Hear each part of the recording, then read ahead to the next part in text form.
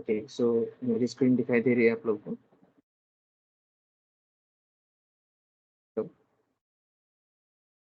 Yes sir. Okay, तो ये question मैंने दिया था आप लोगों को सॉल्व करने के लिए, आप लोग सॉल्व कर पाए इस क्वेश्चन को?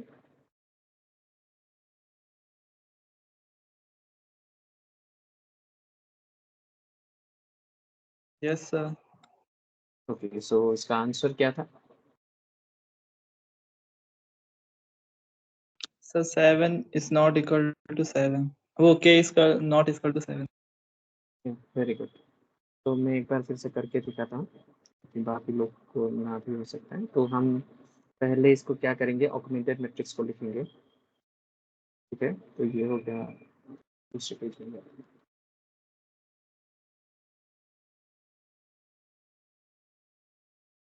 तो मेरा ऑगमेंटेड मैट्रिक्स को मैं लिखता हूँ 2 3 6 5 2 minus 3 2 minus 3 6 minus 5, फिर उसके बाद कांस्टेंट टर्म्स जो है आपका, फिर यहाँ पे x का तो है नहीं, तो उसकी जगह पे क्या आएगा, 0 0 1 -4 1, यहाँ पे 4 -5 8 -9, और फिर यहाँ पे आ गया आपका 8। ठीक है, यहाँ तक सबका आया था ऑगमेंटेड मैट्रिक्स। ओके, इसके बाद हमें इसको क्या बनाना है, लोअर ट्रायंगुलर मैट्रिक्स। ठीक है, मतलब ये इस वाले पार्ट को हमें 0 करना है। तो ये तो ऑलरेडी 0 है ही, तो हमें बस इसको और इसको 0 करना है। ठीक है, तो सबसे पहले हम इसको 0 करेंगे with the help of this row. तो वो कैसे होगा, तो मतलब मेरा जो फर्स्ट रो है वो एज इट इज रहेगा 6 -5 3 0 1 -4 1 1। तो इसको मैं क्या करूँगा, row 3 transformed to row 3 -2 into row 1। तो ये हो जाएगा आपका 4 -5 8 -9, ये, और ये हो जाएगा आपका 4 -6 12 -10 एंड आपका 6 हो जाएगा। तो दिस माइनस दिस हमें करना है। तो ये 0 -5 6, ये -1 होगा, -4 होगा, -1 होगा एंड k -6 होगा। ठीक है, तो 0 -1 -4 -1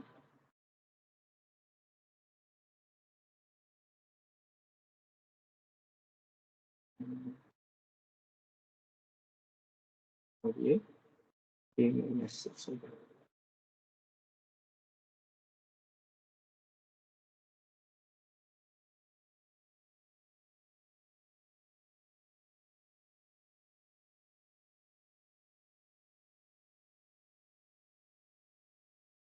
एक सेकेंड,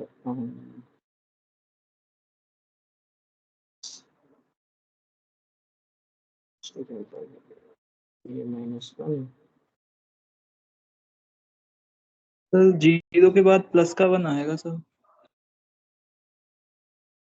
0 के बाद, हाँ सॉरी सॉरी सही सही सही, और ये भी +1 होगा, हाँ सही है। ठीक है, ये मैंने माइनस गलती किया था, क्योंकि ये बड़ा हो जाएगा और ये भी बड़ा हो जाएगा। ठीक है, अभी ठीक है। इसके बाद हमें इस वाले में फोकस करना है, हमें इसको 0 बनाना है with the help of this row. तो 2 -3 6 -5 3 0 1 -4 1 1। अभी this R3 transform to R3 -R2 बस। तो ये करने से ये हो गया 0, ये हो गया 0, ये हो गया 0, ये हो गया 0, k -6 -1 हो जाएगा k -7। ठीक है, तो अभी इस वाले part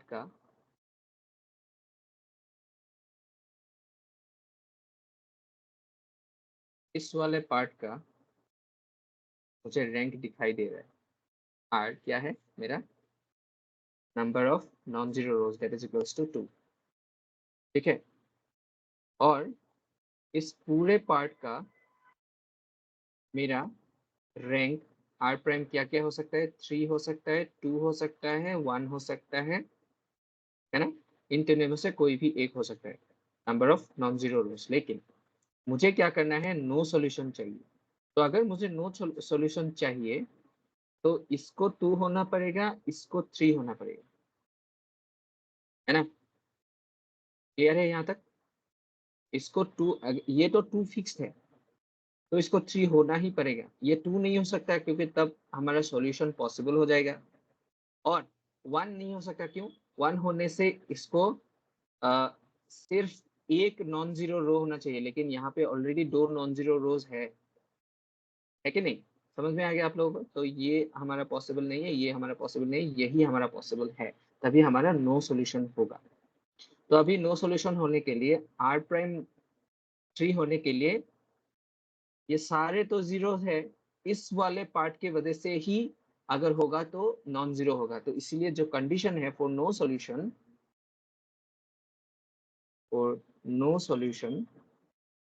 r prime must be equals to 3, and therefore a minus 7 must not be equal to 0, and that is equal to a is not equal to 7। सबको समझ में आ गया ये पार्ट? Yes sir. क्लियर सबका? Yes sir. ओके, तो क्या सूर्यमणि इस क्लास में मौजूद है अभी? Hello,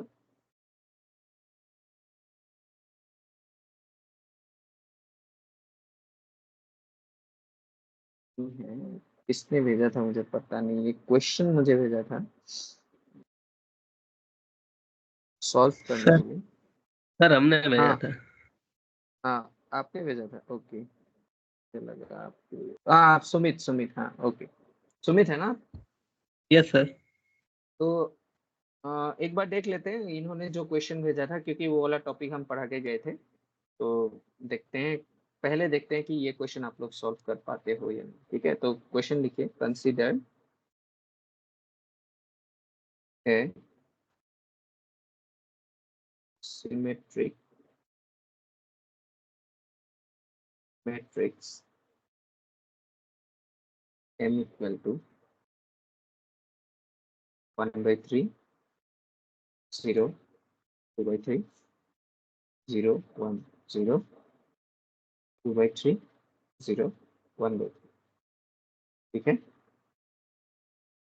next part, n orthogonal matrix O which can be diagonalized this matrix by an orthogonal transformation O transpose m into O is given by O equal, and आपके option है 1 root 3/2, 0 root 1/3, 0, 1, 0 root 1/3, 0 minus root 2/3। ये हो गया आपका option 1। Option 2 आपका 1/√2, 0 i/√2, 0, 1, 0 1/√2, 0 minus i/√2। ठीक है, option 3 हो गया आपका 1 by root 2, 0, 1 by root 2, 0, 1, 0, 1 by root 2, 0, minus 1 by root 2, and option 4 आपका root 1 by 3,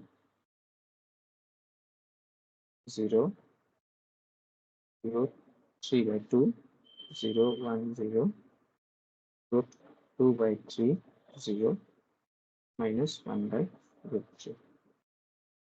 ठीक है, एक पार्ट है आपके मैट्रिक्स एंड डिटर्मिनेंट्स के पार्ट में, डायगोनलाइजेशन of matrix.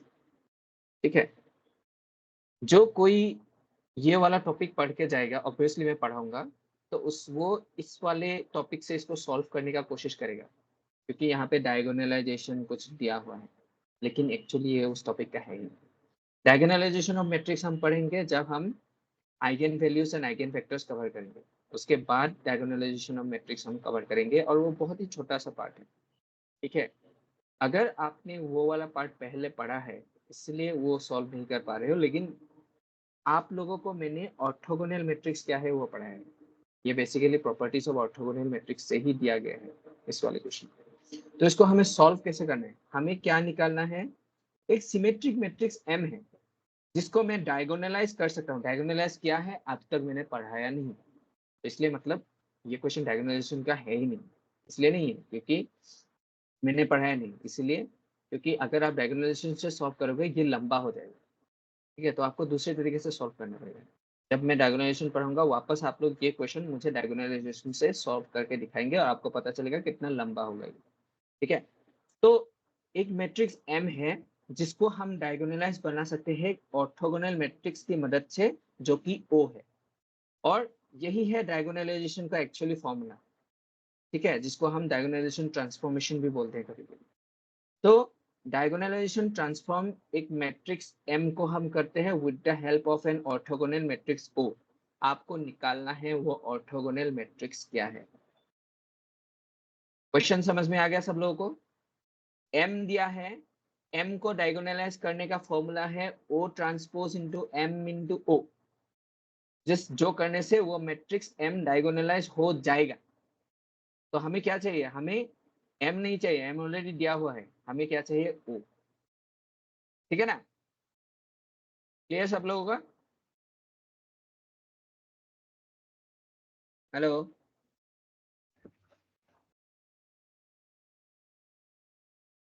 Hello, Yes, sir. Question clear है ना. Yes, sir. तो O एक ऑर्थोगोनल मैट्रिक्स है, हमें निकालना है ऑर्थोगोनल मैट्रिक्स O कौन सा है. तो इन चारों में से जो ही ऑर्थोगोनल मैट्रिक्स है वही अपना आंसर है.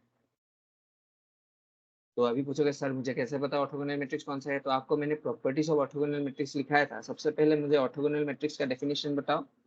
ऑर्थोगोनल मैट्रिक्स क्या था, यहाँ पे अपना ऑर्थोगोनल मैट्रिक्स O दिया हुआ है. O अगर ऑर्थोगोनल मैट्रिक्स है तो O इंटू O ट्रांसपोज का वैल्यू क्या था, I. बराबर, यही तो ऑर्थोगोनल मैट्रिक्स का डेफिनेशन था, है ना. Yes, sir. फिर इसको हम दोनों तरफ से अगर डिटर्मिनेंट मल्टीप्लाई करेंगे तो डिटर्मिनेंट ऑफ O और डिटर्मिनेंट ऑफ O ट्रांसपोज और इसका वैल्यू I 1 हो जाएगा. अभी O और O ट्रांसपोज का वैल्यू सेम रहता है तो इसको मैं 1 लिख सकता हूँ, मतलब डिटर्मिनेंट ऑफ O मेरा +-1 ये रहेगा. आप इन चारों मैट्रिक्सों का डिटर्मिनेंट निकाल लेंगे, जिसका डिटर्मिनेंट +1 या -1 होगा वही आपका आंसर होगा. ये हो गया आपका सबसे पहला स्टेप सॉल्व करने का. अगर इसमें आपको दो आंसर्स मिलते हैं A and B and C and D, ऐसे मतलब मान लो कि चारों में से चारों का 1 और -1 आया, तब आपको जाना पड़ेगा किसी दूसरे तरीके से. लेकिन सबसे पहले हम इजी वे तो जाएं. तो क्या अभी ये चारों ऑप्शंस में से आप निकाल पाओगे. चलो देखते हैं फटाफट किसका आंसर निकलता है. क्या चारों ऑप्शन दिखाई दे रहा है, मैं थोड़ा अनजूम कर देता हूँ. ठीक है, अभी दिखाई दे रहा है ना. तो मतलब इन चारों मैट्रिसेस का आप लोगों को डिटर्मिनेंट निकालना है, जिसका डिटर्मिनेंट 1 या -1 आया वही आपका आंसर है। ठीक है, अगर आपको मल्टीपल आंसर्स मिला तो मैं आपको मदद करूँ। किसने पूछा था, आपको क्लियर हुआ आंसर? हेलो, कैसे करना है हमें? Yes, sir. तो ये प्रॉपर्टीज ऑफ ऑर्थोगोनल मैट्रिक्स से दिया हुआ है। ठीक है, अगर आपने डायगोनलाइजेशन पढ़ा भी नहीं है तब भी आप इसको सॉल्व कर पाओगे। ओके, तो चलिए तो चारों मैट्रिसेस का डिटर्मिनेंट निकालिए और मुझे बताइए कौन सा आपका आंसर मिल रहा है, इसके बाद मैं करता हूँ। ओके,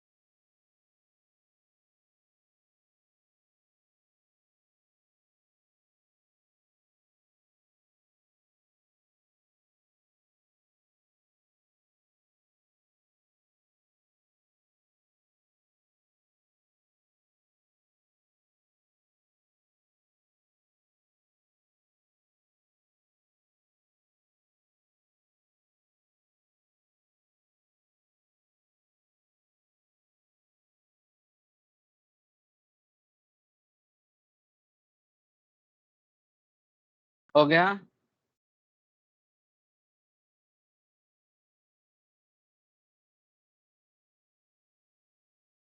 चलो मैं करता हूँ, आप लोग देखना मिल रहा है क्या नहीं। पहले वाले का डिटर्मिनेंट, इसका मैं डिटर्मिनेंट निकाल रहा हूँ। ठीक है, इसका डिटर्मिनेंट क्या होगा?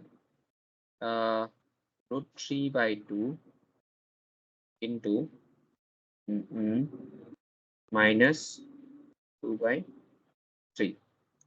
ठीक है, प्लस ये तो 0 है तो इसमें कुछ नहीं होगा, 1√1/3 इंटू -1/3, यही तो है। तो ये और ये कट के 1, और हाँ, तो ये 1 हो गया और ये -1/3 हो गया। -1/3 हो गया, मतलब ये -4/3 है। इसका तो पॉसिबल है ही नहीं। ठीक है, सबको मिला ये पहला वाला डिटर्मिनेंट? Yes, sir.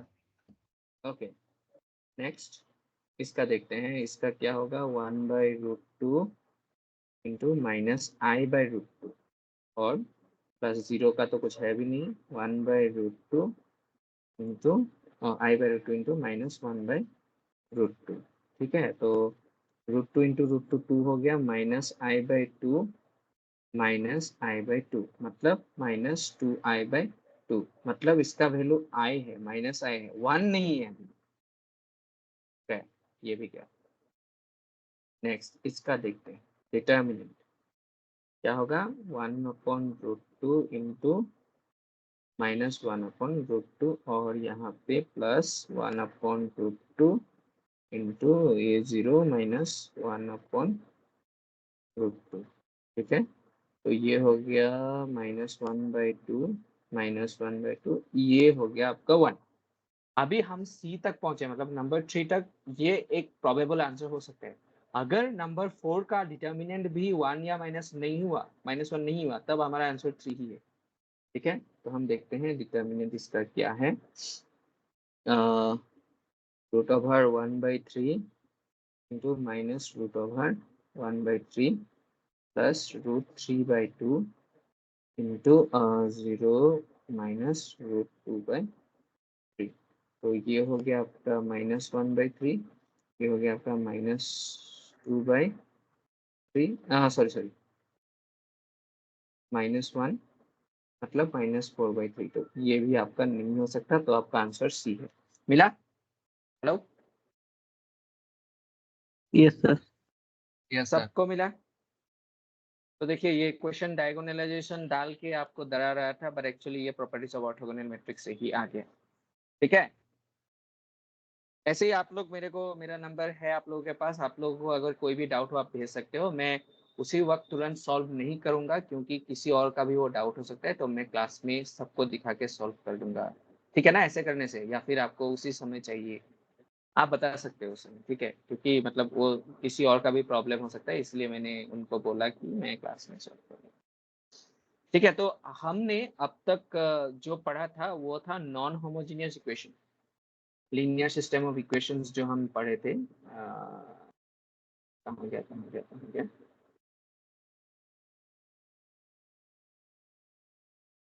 हाँ, अब तक हम लोग जो पढ़ रहे थे, ये वाला पार्ट हम लोग अभी कवर हो गया। ये नॉन होमोजेनियस इक्वेशंस हम लोग का कवर हो गया, और ये था हमारा नॉन होमोजेनियस इक्वेशंस के फॉर्म। अभी हमें जानना है कि होमोजेनियस इक्वेशंस क्या है, तो उसका लीनियर सिस्टम ऑफ इक्वेशंस कैसा होगा हम अभी देखेंगे। ठीक है, क्लियर सबको? आज का टॉपिक हम क्या करेंगे? Homogeneous system of equations. अब तक हम लोगों ने पढ़े थे non homogeneous system of equations, जिसका जनरल फॉर्म था a1x plus b1y plus c1z equal to d1 and so on and so forth. ठीक है, अभी आ गया हमारा homogeneous system of linear equation. ठीक है, यहाँ पे भी सेम मैं 3 वेरिएबल्स का ही कंसिडर करूंगा। a1x plus b1y plus c1z is equal to, बाद में लिखता हूँ a2x plus b2y plus c2z and a3x plus b3y plus c3z is equal to. अभी मुझे बताओ, जब वहां पे हमने d1 d2 d3 लिखा था ना, यहाँ पे सारे जीरोस हो जाएंगे, मतलब जो कांस्टेंट टर्म है वो एक्चुअली होता नहीं। तो होमोजेनियस सिस्टम ऑफ इक्वेशन को याद रखने का क्या तरीका है कि जो कांस्टेंट टर्म है वो एक्चुअली जीरो रहता है। वहां पे हमारा क्या था, d1 d2 d3 ऐसा था। दोनों का डिफरेंस समझ में आ गया? Homogeneous and non homogeneous system of linear equations. Yes, sir. Yes. Okay, तो अभी अगर हम इसको मान लो वहां पे d1 d2 d3 रहता, तो मेरा सेम में फॉर्म में लिखता है ना, इसको कौन से फॉर्म में मैं लिख सकता था?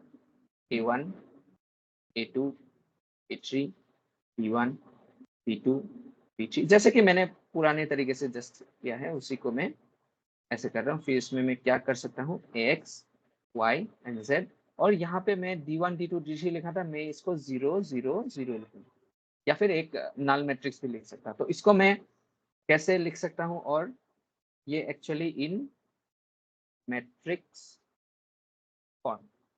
ठीक है, इसको मैं और कैसे लिख सकता हूँ, a इंटू एक्स, वहां पे b था, यहाँ पे नल मैट्रिक्स 0 हो जाएगा।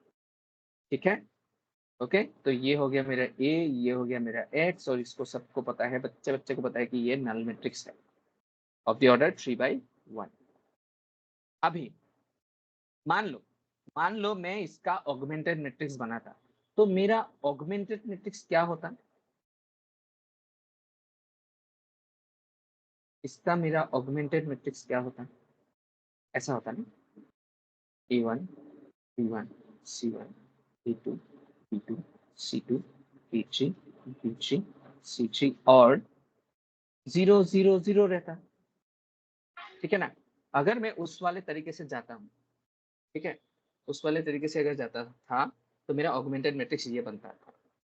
अब फिर मुझे क्या करना था, मुझे इसका रैंक निकालना था जिसको मैंने R लिखा था, फिर मुझे इस पूरे का रैंक निकालना था जिसको मैंने R प्राइम लिखा था। अभी एक बात ध्यान से सोचो, ध्यान से, ठीक है।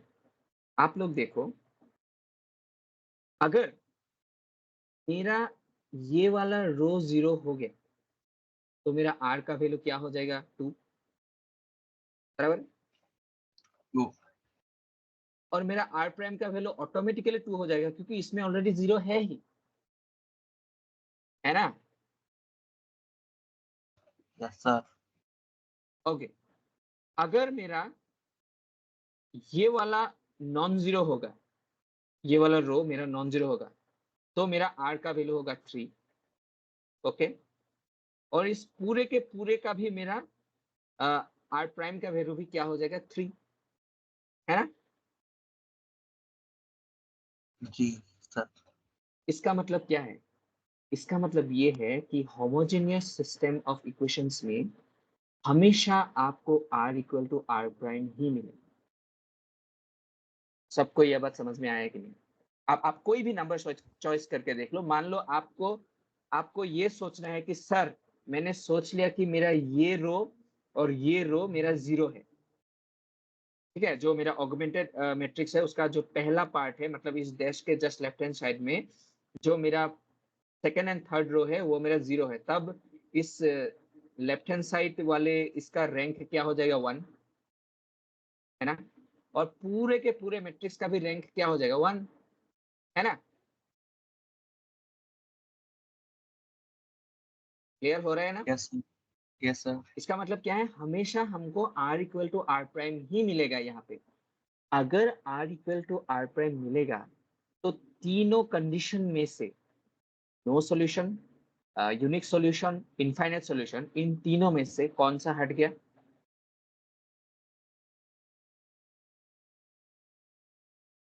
मैं फिर से लिखता हूँ, for homogeneous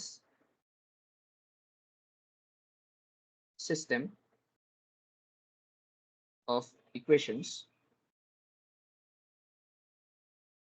R is equal to R prime always।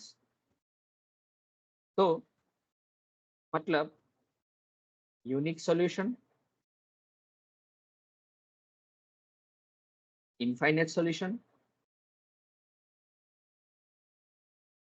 And no solution, इन तीनों में से कोई एक तो हटना चाहिए। कौन सा हट गया बताओ।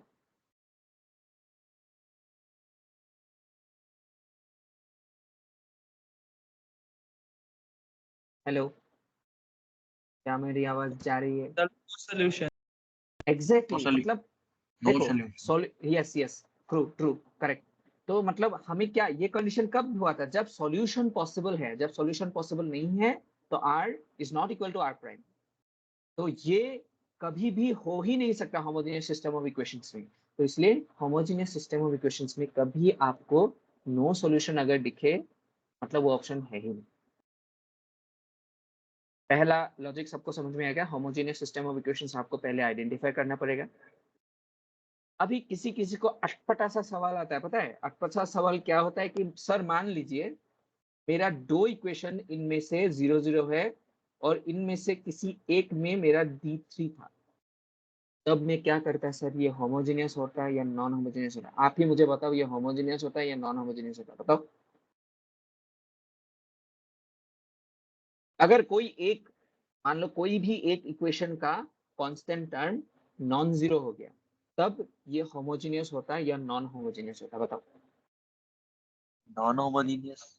एग्जैक्टली, नॉन होमोजेनियस, सारे के सारे 0, तभी ये होमोजेनियस है। ठीक है, सबको क्लियर। Yes, sir.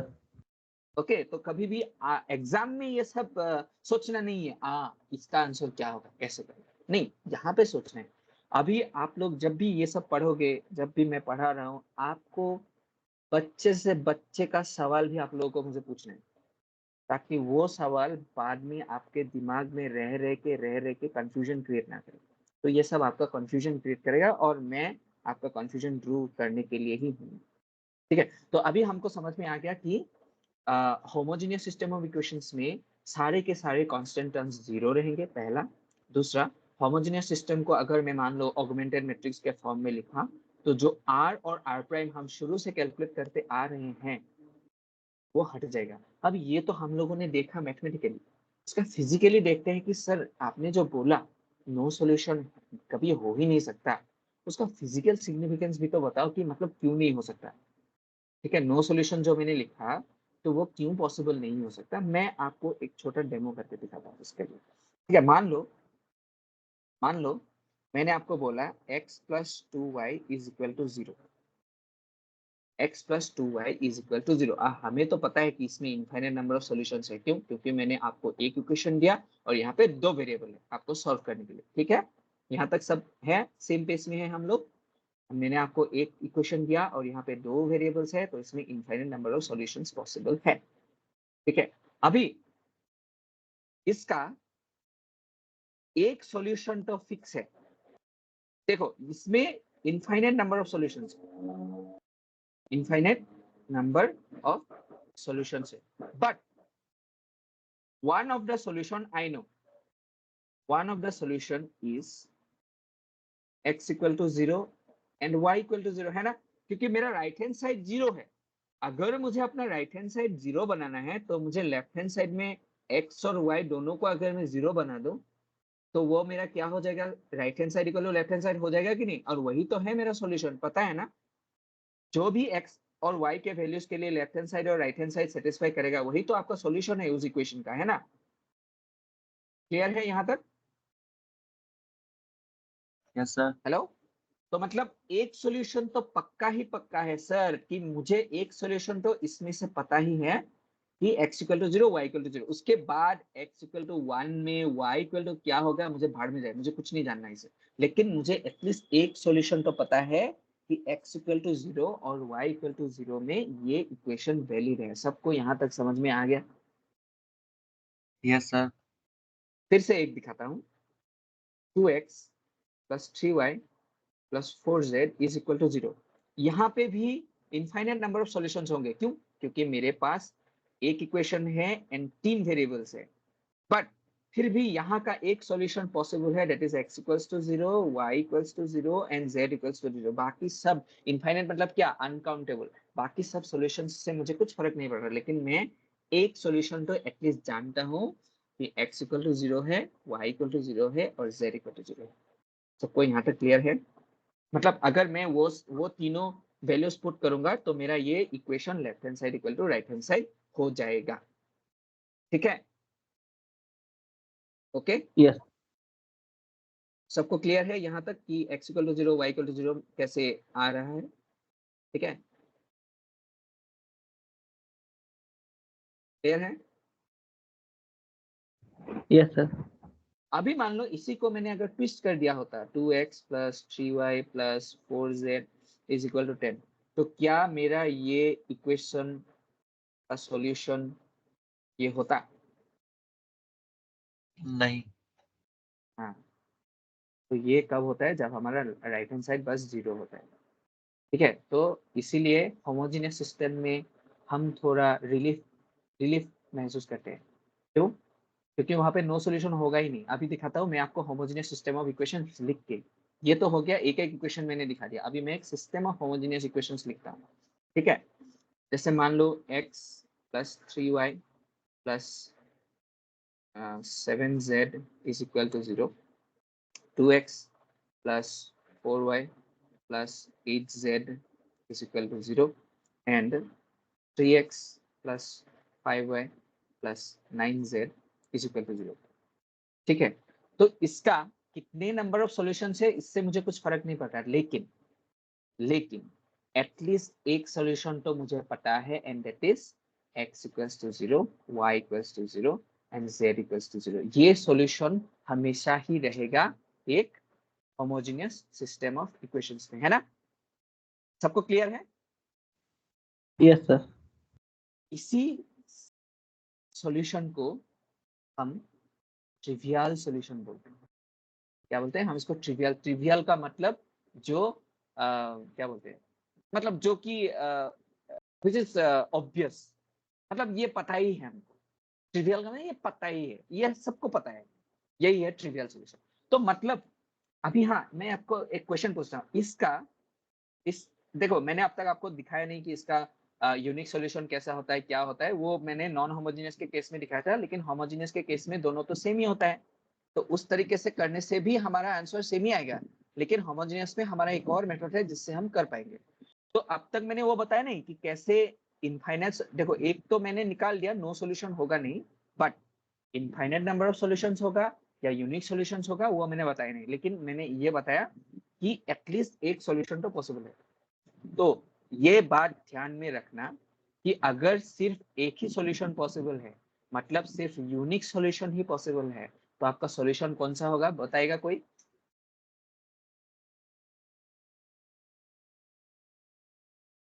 अगर किसी भी होमोजेनियस सिस्टम ऑफ इक्वेशंस में यूनिक सॉल्यूशन है, मतलब एक ही सॉल्यूशन है, तो उस सिस्टम का एक्स, वाई एंड जेड का वैल्यू क्या होगा?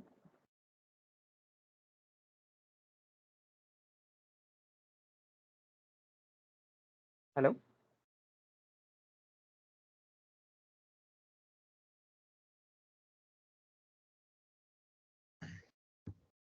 सर क्वेश्चन रिपीट कर दीजिए। ओके, मैं पूछ रहा हूं, देखो मैं यहां से अभी बता रहा हूं, किसी भी होमोजेनियस सिस्टम ऑफ इक्वेशंस में एक सॉल्यूशन हमेशा रहता ही है। वो क्या है? x equal to 0, y equal to 0, z equal to 0। ठीक है? Yes sir. अभी होमोजेनियस सिस्टम ऑफ इक्वेशंस में दो तरह के सॉल्यूशंस पॉसिबल है, एक यूनिक सॉल्यूशंस और एक इनफाइनाइट सॉल्यूशंस। मान लो मैंने आपको एक सिस्टम ऑफ इक्वेशंस दिया और मैंने बोला इसमें सिर्फ यूनिक सॉल्यूशन ही पॉसिबल है, तो मुझे बताओ x, y एंड z का वैल्यूज क्या है? 0। एग्जैक्टली, क्योंकि ये हर जगह है। ये ट्रिवियल सॉल्यूशन जो है वो यूनिक सॉल्यूशन में भी है, इनफाइनाइट सॉल्यूशंस में भी है ना? तो अगर दोनों में है, तो यूनिक सॉल्यूशन में जो एक सॉल्यूशन होगा वो क्या होगा? यही तो होगा। Yes sir. सबको क्लियर हो गया ये बात? Yes sir. अभी इसको कैसे घुमा के देगा आपको एग्जाम में, मैं बताता हूं आपको। ठीक है, मान लो ऐसे एक सिस्टम ऑफ इक्वेशंस आपको दे दिया और बोलेगा solve and find the value of x, y and z। तब आप ये तीनों इक्वेशन सॉल्व करने लगेंगे। क्यों? क्योंकि आपके पास तीन इक्वेशंस हैं, तीन वेरिएबल्स हैं। आप क्या करोगे? इसको एलिमिनेट करोगे, ये करोगे, वो करोगे? नहीं, आपको क्या करना था? चुपचाप आपको पहले चेक करना था कि सर यहाँ पे इनफाइनाइट सॉल्यूशन है या यूनिक सॉल्यूशन है।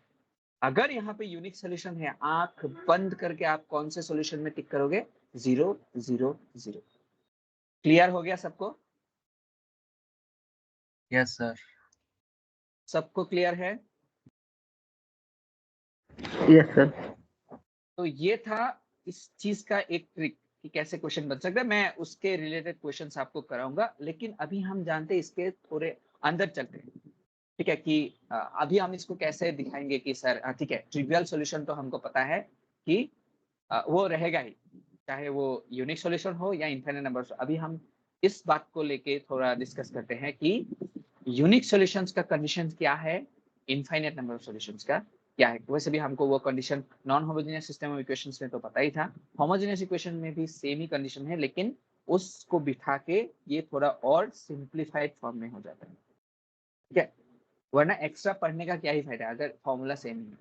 ओके, तो अभी हाँ,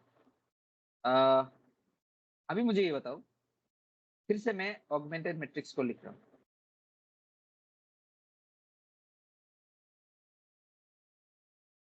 वो पहला वाला A1, A2, A3, B1, B2, B3, sorry, C1, C2, C3 and यहाँ पे 0, 0, 0।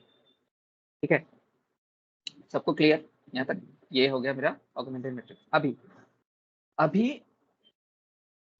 मेरा यूनिक सॉल्यूशन के लिए क्या था? यूनिक सॉल्यूशन के लिए मुझे आर, अभी देखो मैं आर प्राइम एक्स्ट्रा से नहीं लिखूंगा क्योंकि यहाँ पे आर और आर प्राइम हमेशा सेम रहता है। आर मुझे 3 होना पड़ेगा, क्यों? क्योंकि यहाँ पे मेरा नंबर ऑफ वेरिएबल्स 3 है, ठीक है। और इनफाइनाइट सॉल्यूशन के लिए r should be less than 3। यही है, सबको क्लियर है यहाँ तक? और ये हमारा आर और आर प्राइम यहाँ पे बराबर होता है, इसलिए मैंने आर प्राइम के लिए एक्स्ट्रा नहीं लिखा, ठीक है। क्लियर? Yes sir. ओके, अभी ये क्वेश्चन मैंने आपको पहले भी पूछा था। मान लो A1 B1 C1 A2 B2 C2 A3 B3 C3, यही तो है ना R, मतलब जिस मैट्रिक्स का मैं रैंक निकालना हूँ R, वो R इसी कोएफिशिएंट मैट्रिक्स का ही तो है ना, है ना। अभी बताओ, अगर मैंने बोला कि rank of A is equal to 2, then determinant of A क्या था?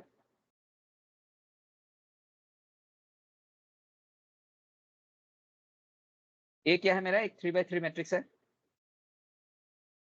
0। 0। सबको याद है ये वाला पार्ट, जब मैंने रैंक पढ़ाया था तब मैंने शुरू में ही ये डेफिनेशन बताया था। रैंक का मतलब है कि उससे ऊपर का सारे ऑर्डर्स का जो डिटर्मिनेंट है वो 0 है। Okay, yes sir. If rank of A is equal to 1, तब डिटर्मिनेंट ऑफ A फिर से क्या हो जाएगा मेरा? 0, क्योंकि 1 से ऊपर मतलब हर 2x2 मैट्रिक्स का भी डिटर्मिनेंट इसका 0 है, और 3x3 तो एक ही मैट्रिक्स इसका पॉसिबल है, उसका भी डिटर्मिनेंट इसका क्या है? 0। मगर अगर रैंक ऑफ मैट्रिक्स A अगर 3 होता, देन डिटर्मिनेंट ऑफ A आपका नॉन 0 होता, ठीक है ना? यहाँ तक क्लियर? Yes sir. सबको क्लियर है या नहीं बताओ? एक बंदा ही बस बोल रहा है और बाकी सब क्या सो रहे हैं या पंजाब का मैच है ना, लोग देख रहे हो? सबको क्लियर है? ज्यादा लोग तो है भी नहीं, बट Yes, sir. एस, हाँ ओके, फाइन फाइन, क्लियर है तो very fine, okay very good. हाँ, अभी हम कहते हैं हाँ, तो मतलब यहाँ पे हमको एक थोड़ा राहत मिलेगा। कैसा राहत मिलेगा? कि सर आप मुझे बस डिटर्मिनेंट बताओ। देखो, आपका इनफाइनाइट सॉल्यूशंस का कंडीशंस क्या है? ये दोनों। और यूनिक सॉल्यूशन का कंडीशन क्या है? ये यूनिक सॉल्यूशन, और ये दोनों आपका इनफाइनाइट सॉल्यूशन। क्यों? रैंक से पता चला ना, तो यहाँ पे लिखा हुआ है ना। यूनिक सॉल्यूशन के लिए रैंक को 3 होना पड़ेगा, इनफाइनाइट नंबर सॉल्यूशन को रैंक लेस देन 3 होना पड़ेगा, जो कि ये दोनों है ना। तो मतलब बिना रैंक निकाले भी हम होमोजेनियस सिस्टम ऑफ इक्वेशंस का कितने नंबर ऑफ सॉल्यूशंस है बता सकते हैं, अगर if determinant of coefficient matrix is equal to 0। इसका मतलब क्या है? Infinite number of solution. Okay, if determinant of coefficient matrix is not equal to 0, इसका मतलब क्या है? Unique solution. सबको समझ में आ गया ये वाला पार्ट? और सर। Hello, yes sir. सबको समझ में आ गया? सबको क्लियर? तो आपको याद क्या रखना है यहाँ पे? देखो, हम सेम रैंक से ही गुजरे हैं, लेकिन आप लोगों को भी पता है कि रैंक निकालने में थोड़ा टाइम लगता है। क्यों? क्योंकि हम उस मैट्रिक्स को ये एलिमेंट 0 करेंगे, ये एलिमेंट 0 करेंगे, फिर हम उसको नंबर ऑफ रोज कैलकुलेट करेंगे। मैं सबसे पहले डिटर्मिनेंट निकालूंगा, होमोजेनियस सिस्टम के लिए बोल रहा हूँ, ठीक है। और होमोजेनियस सिस्टम में कोएफिशिएंट मैट्रिक्स का डिटर्मिनेंट निकालूंगा। अगर उसका डिटर्मिनेंट मेरा 0 है, और मैंने आपको लॉजिक अच्छे से ऊपर समझाया है, अगर उसका डिटर्मिनेंट 0 है तो उसमें इनफाइनाइट नंबर ऑफ सॉल्यूशंस होगा। अगर उसका डिटर्मिनेंट नॉट 0 है तो उसमें यूनिक नंबर ऑफ सॉल्यूशंस होगा। अभी जब मेरा यूनिक सॉल्यूशन था तब मेरा एक ही सॉल्यूशन पॉसिबल था, वो सॉल्यूशन क्या था, x equal to 0, y equal to 0 और z इक्वल टू 0, और इसी को मैं क्या बोलता हूँ, ट्रिवियल सॉल्यूशन। तो कभी कभी आपको ये भी पूछ सकता है कि फाइंड मतलब अंडर व्हाट कंडीशन इसका ट्रिवियल सॉल्यूशन पॉसिबल है। तो उसका आंसर क्या है, आपको determinant of this matrix must be not equal to 0, वही आपका क्या हो गया ट्रिवियल सॉल्यूशन का कंडीशन। क्लियर हो गया? Yes, sir. Okay Sir. और इसकी या हेलो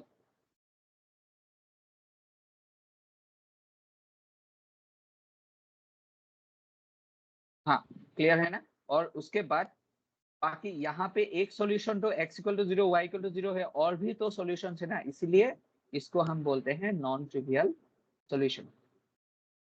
ठीक है, जिसमें x equal to 0, y equal to 0, z equal to 0 वो सॉल्यूशन भी है, और उसके साथ इंक्लूडेड बाकी सारे सॉल्यूशंस भी है, इसलिए इस कंडीशन को हम बोलते हैं non trivial solution.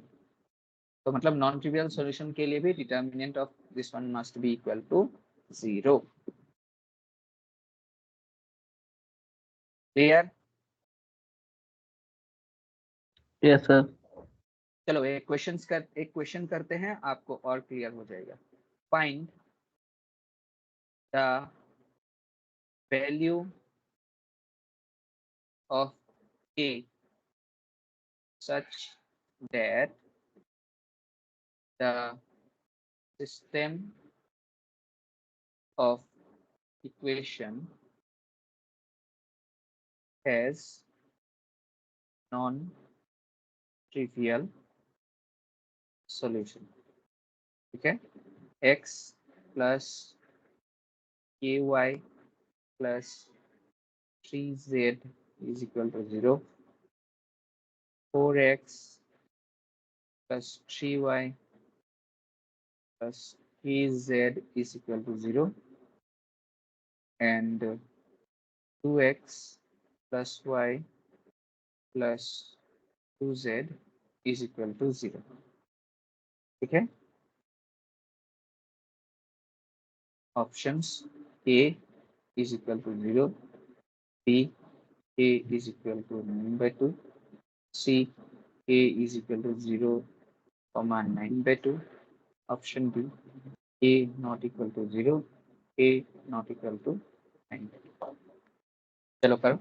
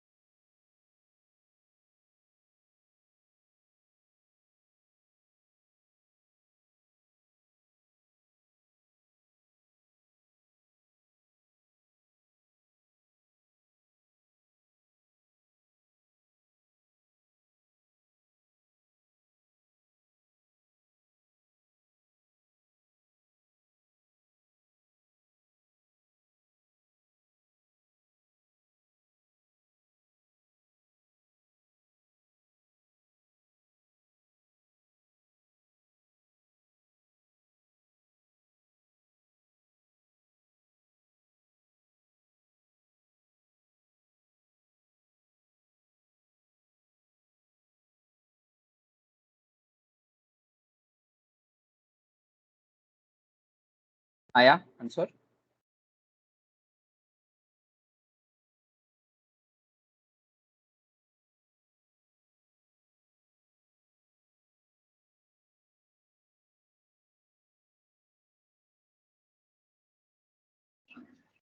C, sir.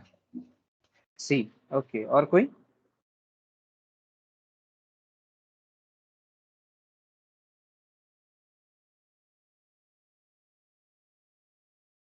ठीक है, तो ट्रिवियल सॉल्यूशन मतलब क्या था, मतलब सिर्फ एक ही सॉल्यूशन, दैट इज 0 0 0।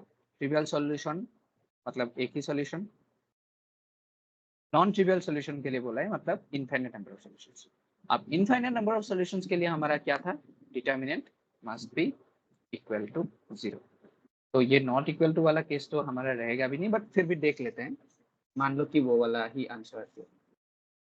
तो हमें क्या करना है, ये जो ए मैट्रिक्स है 1 के 3 4 3 के 2 1 2 ये है। तो फॉर नॉन ट्रिवियल सॉल्यूशन,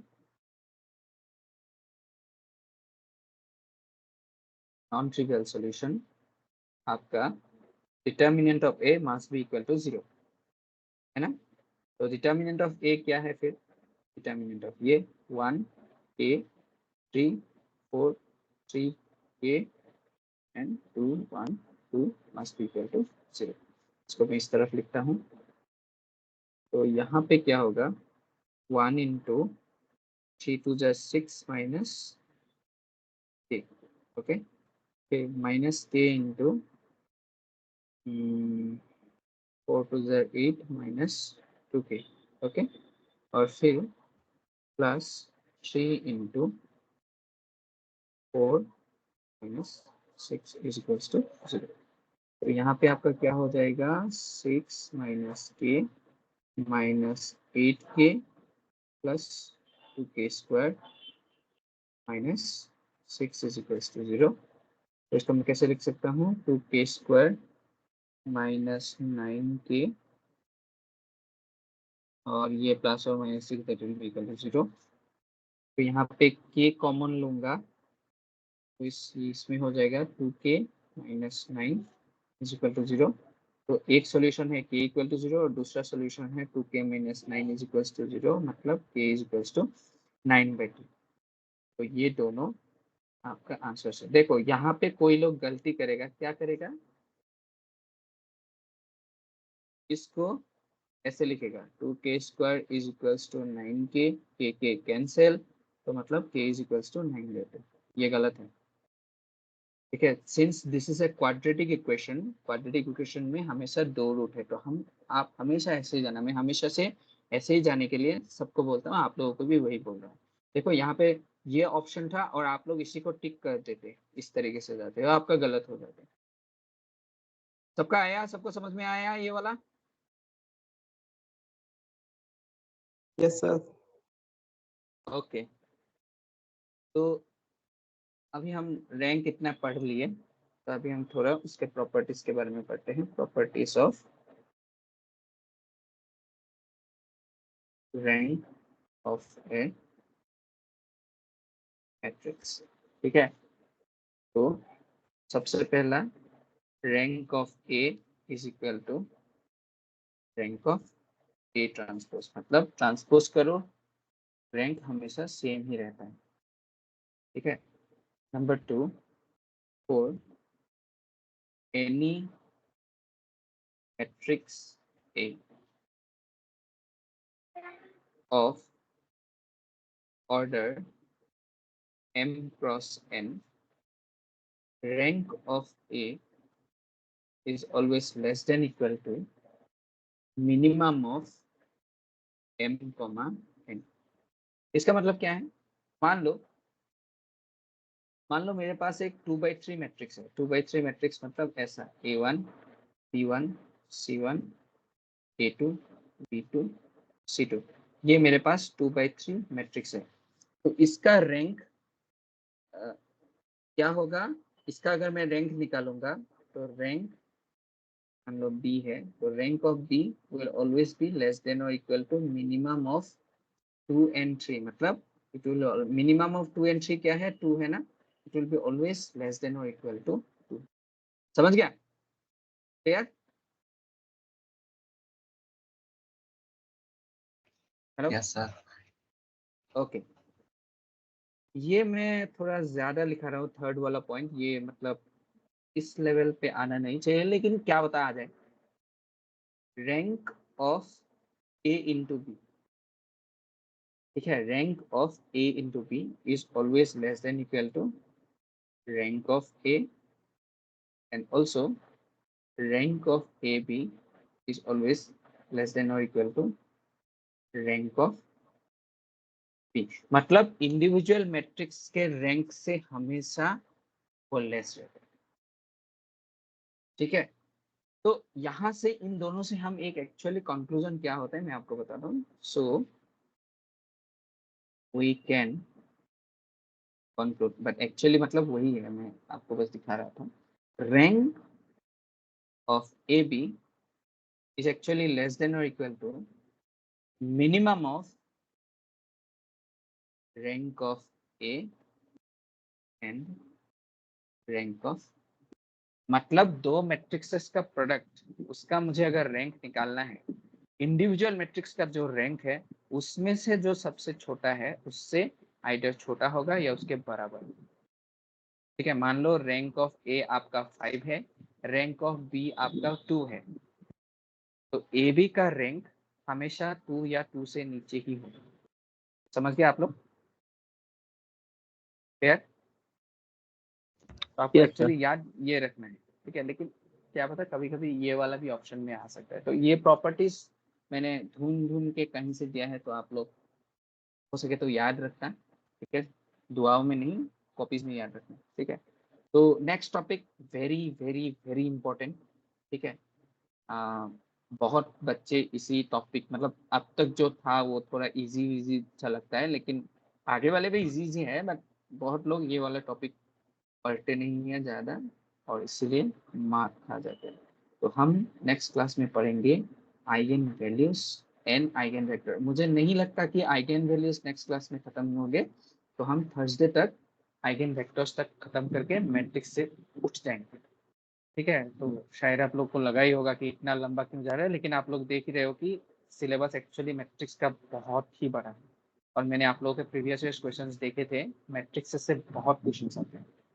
ठीक है, तो कोई भी छूट ना जाए इसलिए मैं हर चीज पढ़ा रहा हूँ, धीरे धीरे से थोड़ा एडजस्ट कर लीजिए। ठीक है, गुड नाइट। तो नेक्स्ट क्लास हम मिलते हैं आइगन वैल्यूज, फिर उसके अगले क्लास में आइगन वेक्टर्स, फिर आपका चैप्टर 90% खत्म हो जाएगा। मैं कभी 100% नहीं बोलता, क्योंकि क्या पता कुछ रह जाए। Okay, thank you, bye bye, Good night, sir. Good night.